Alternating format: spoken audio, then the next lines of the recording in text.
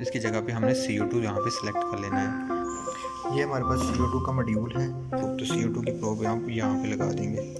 0 in progress है। CO2 और FiO2 की रीडिंग भी आना शुरू हो जाती है। Hello guys, my name is Adeel और आप देख रहे हैं द बायोमेट डूड। आज मैं बताऊंगा कि CO2 का जो मॉड्यूल है उसको कार्डिक मॉनिटर के साथ आप कैसे अटैच कर सकते हैं और इसकी सैंपल कैसे रन कर सकते हैं और इसके पैरामीटर कैसे सेट करते हैं। तो चलिए स्टार्ट करते हैं।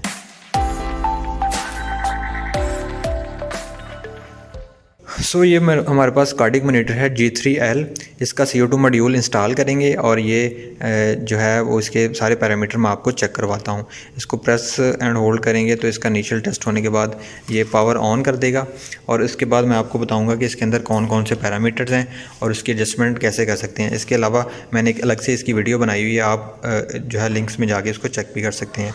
तो बेसिक पैरामीटर जो हैं इसके ये हैं, जिसके अंदर आपका ECG, SpO2, arterial line, RVP line और इस तरह यहाँ पे न्यूमेरिक डिस्प्ले आता है जो आप सेट करते हैं। हमने बेसिकली EtCO2 का मॉड्यूल सेट करना है।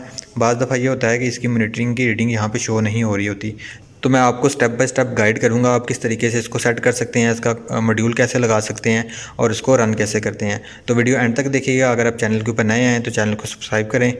इसका यहाँ पे अभी मॉड्यूल हमने नहीं सेलेक्ट किया हुआ है सबसे पहले, तो मैं इसको यहाँ से इसमें जाके इसका मॉड्यूल सेलेक्ट कर देता हूँ। तो मॉड्यूल इसमें हम फिक्स फॉर्मेट में जाएंगे। यहाँ पे एक ब्लैंक आ रहा है तो इसकी जगह पे हमने ये देखें सारे पैरामीटर्स आ रहे हैं, तो इसकी जगह पे मैं आपको क्लोज करके दिखा देता हूँ। इसकी जगह पे हमने CO2 यहाँ पे सिलेक्ट कर लेना है। CO2 सिलेक्ट करने के बाद इसको मैं यहाँ पे ओके कर दूँगा। तो यहाँ पे हमारे पास CO2 की रेटिंग आना शुरू हो गई है।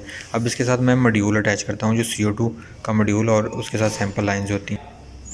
ये हमारे पास CO2 का मॉड्यूल है, ये पूरा इसके साथ ये इसका कनेक्टर है जो कि हम मॉनिटर के साथ अटैच कर देंगे और इसके साथ ये एक सैंपल लाइन है, फ़िल्टर है जो कि इस मॉड्यूल के साथ अटैच हो जाएगा। तो सबसे पहले इसको यहाँ पे हमने अटैच कर लेना है।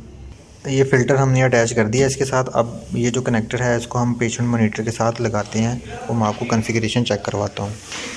ये हमारे पास कार्डिक मॉनिटर के सारे जो कनेक्शन हैं, इसमें नीचे IBP लग जाता है। इसी तरह ये SpO2 लगा हुआ है, रेस्पिरेशन है, NIBP है, ECG है। इस तरह दो ऊपर टेम्परेचर के लग जाते हैं।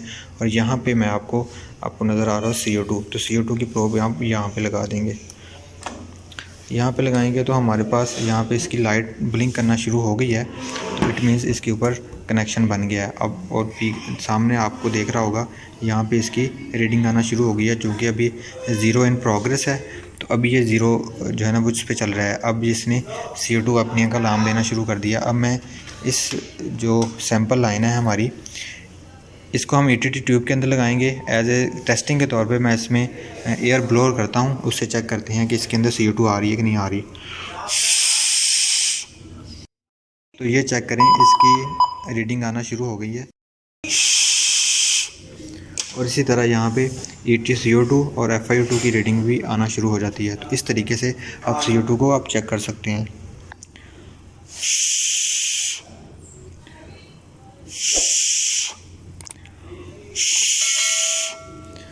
शुद्ध जो नॉर्मल रीडिंग्स होती हैं वो यहाँ पे, चूँकि हमने अडल्ट पेशेंट सेलेक्ट किया हुआ है, तो अडल्ट पेशेंट के साथ यहाँ पे 25.1 से लेकर 50.0 तक होती है। तो इसकी अभी 25.1 जो है मिनिमम रीडिंग आ रही है।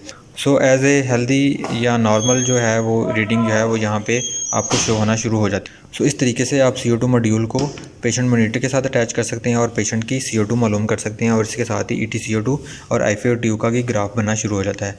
तो ये थी आज की वीडियो, उम्मीद है आपको पसंद आई होगी। अब अगर आप चैनल के ऊपर नए आए हैं तो चैनल को सब्सक्राइब करें और बेल आइकन को लाजमी क्लिक कीजिएगा। Thank you.